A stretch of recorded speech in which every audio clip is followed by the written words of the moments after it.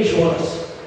E quando a sorte caiu em Jonas, no versículo 8 do capítulo 1 de Jonas, a Bíblia diz assim: olha, então aqueles homens lhe disseram: declara-nos tu agora, por que razão nos sobreveio este mal? Eles perguntaram a Jonas, e perguntaram outra coisa, e disseram: que ocupação é a tua? Era um profeta desocupado. Eles perguntaram: que ocupação é a tua? E tu nos vens, qual é a tua terra e de que povo tu és? Não teve como Jonas trabalhos, estava desocupado. E a primeira coisa que os homens perguntaram: que ocupação é a tua? E quantas pessoas, homens e mulheres, estão na casa de Deus, falam que não têm oportunidade, estão desocupados na casa de Deus, e a obra de Deus, irmãos, é tão grande para se fazer. A Bíblia diz que a seara é grande, mas poucos são os ceifeiros. Sabe por quê? Porque tem muitas pessoas desocupadas na casa de Deus. Às vezes inventam uma desculpa: não, eu não tenho oportunidade, eu não sei falar. Mas temos ocupação na casa do Senhor. Basta apenas você colocar a mão no arado, e você vai ver que tem coisas grandes na casa de Deus para que você possa realizar. Esse foi o primeiro pecado de Davi: ociosidade. Segundo pecado de Davi: cobiça. A Bíblia diz que de repente o rei Davi teve a sua atenção atraída para uma mulher bonita que lhe despertou a lascívia que havia no seu coração. A cobiça da carne o dominou, e ele foi atraído e incomodado pela sua própria concupiscência. Diz a palavra de Deus no livro de Tiago, capítulo 1, versículo 14. A Bíblia diz assim: olha, mas cada um é tentado quando atraído e incomodado pela sua própria concupiscência. Cada um é tentado quando atraído e incomodado pela sua própria concupiscência. E o que significa, irmãos, na realidade, concupiscência? Sabe o que significa a palavra concupiscência? Se os irmãos forem procurar no dicionário, significa isso: é desejo intenso ou apetite sexual desordenado. Isso que significa concupiscência. É necessário a gente aprender, porque tem muitas pessoas que leem a Bíblia e às vezes não sabem o que significa essa palavra. É desejo intenso ou apetite sexual desordenado. E olha o que a Bíblia diz complementando o versículo 14 do capítulo 1 de Tiago, e o versículo 15, a Bíblia diz assim: olha, depois havendo a concupiscência concebido, dá à luz o pecado. Depois que a concupiscência ela é concebida, dá à luz o pecado, e o pecado sendo consumado gera a morte. Vamos ver como é perigoso a concupiscência do coração do homem. A Bíblia diz que quando concebida a concupiscência, dá à luz o pecado. E o pecado sendo consumado, ou seja, está repentinamente na sua vida, gera a morte.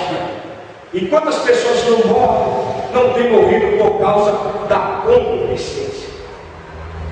Terceiro pecado de Davi, o adultério.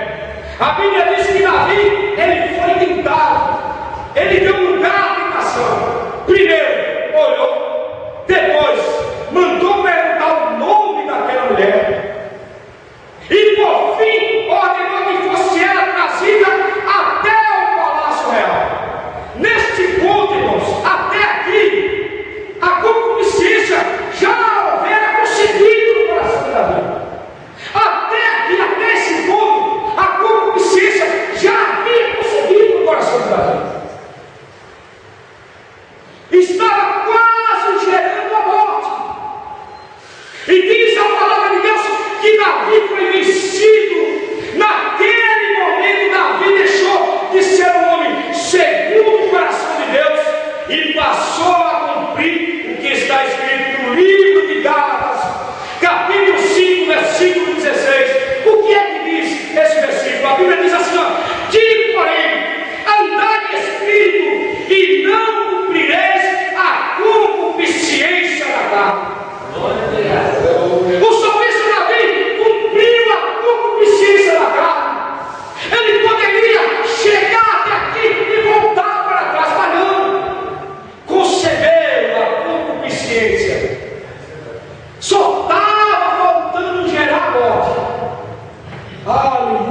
Glórias a Deus.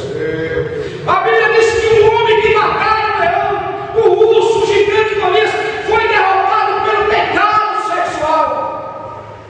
E hoje, irmãos, hoje, nos dias que estamos vivendo, hoje, tudo gira em torno da sexualidade. Tudo hoje gira em torno da sexualidade. Em todo programa de televisão que você colocar, sempre vai haver uma mulher mostrando seu corpo. Isso é normal.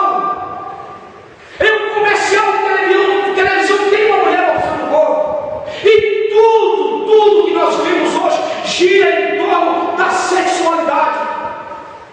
E a coisa está tão liberal, que as pessoas perderam a vergonha, perderam o caráter, perderam, muitos crentes estão envolvidos, perderam o temor de Deus, estão envolvidos nessas coisas. Mas eu te digo, sai enquanto é tempo, enquanto a concupiscência está sendo concebida, não deixe que gira a morte. Deus ainda tem livramento para a tua vida. Deus tem livramento para nossas vidas. Deus queria livrar Davi, mas já havia concebido e estava gerando a morte.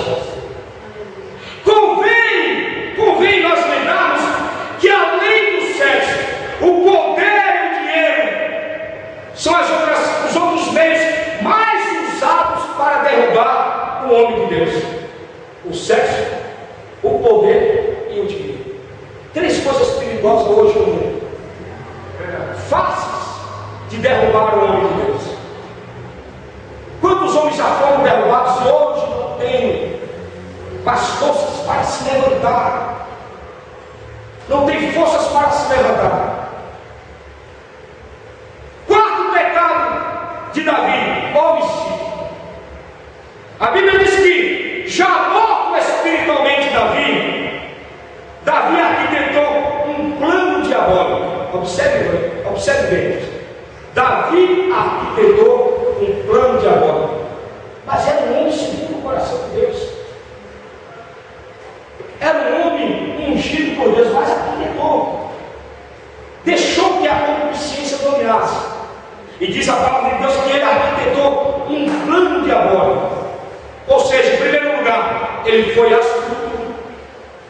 Sabedor de que a mulher estava grávida, a Bíblia diz que a mulher já estava grávida. Ele se deitou com a mulher, engravidou a mulher, e diz a palavra de Deus que quando ele soube que a mulher estava grávida, ele mandou chamar o seu marido Urias. E diz a palavra de Deus que ele ordenou-lhe que fosse para a sua casa. Ele disse: olha, Urias, vai para a tua casa, descansa, deita, dorme com a tua esposa. Observar, irmãos, que plano diabólico que havia no coração de Davi.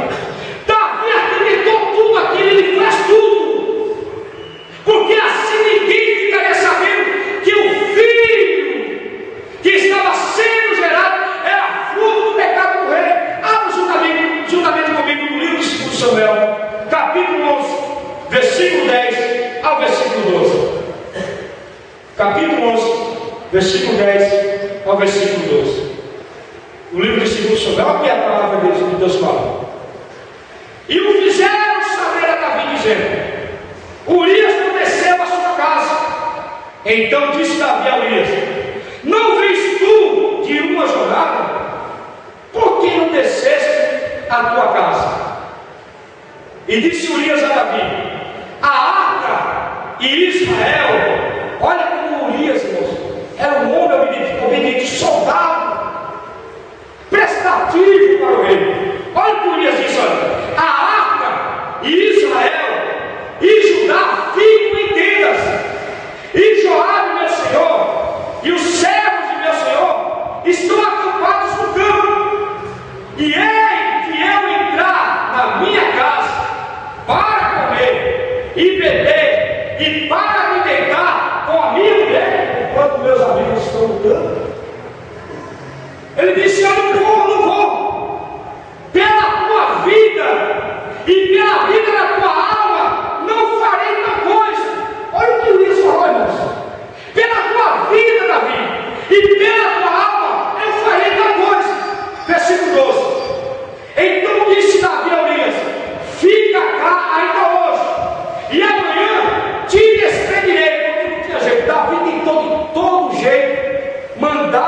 Urias descer para deitar com a sua mulher. Foi astuto, Davi foi astuto. Aí ele disse que ele viu que não tem mais jeito, ele disse: olha, fica cá até hoje, e amanhã te despedirei. Urias, pois, ficou em Jerusalém aquele dia e o seguinte. Urias não arredou o pé, ficou aquele dia e o seguinte. Agora observe o versículo 14 e o versículo 15. E sucedeu que pela manhã Davi escreveu uma carta a Joabe e mandou-a por mão de Urias. Escreveu na carta dizendo: ponde Urias na frente da maior força da peleja e retirai-vos de trás dele, para que seja ferido e morto. Aqui era um plano diabólico de Davi. E ao saber que a notícia da morte de Urias chegou até o seu ouvido, diz a palavra de Deus que o rei cinicamente mandou que dissesse a Joabe. Sabe qual foi a palavra que Davi disse a Joabe quando ele soube que Urias morreu? Abra comigo lá no versículo 25. Segundo o livro de Samuel,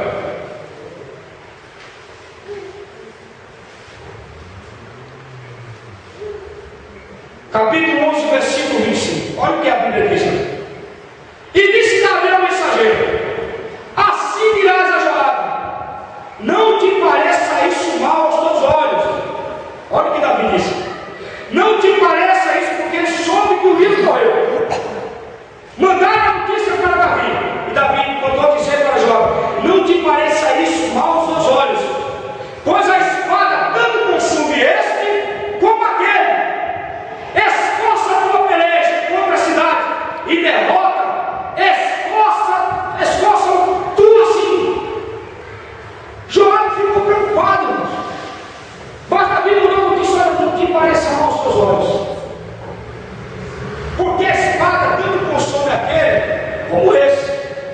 Ou seja, não vai fazer diferença se o Urias morreu, mas continua a tua batalha. Davi, irmãos, foi astuto, e esse foi um dos pecados de Davi, o homicídio. Quando o homem de Deus ele chega a esse ponto, é sinal que a sua consciência já está totalmente cauterizada.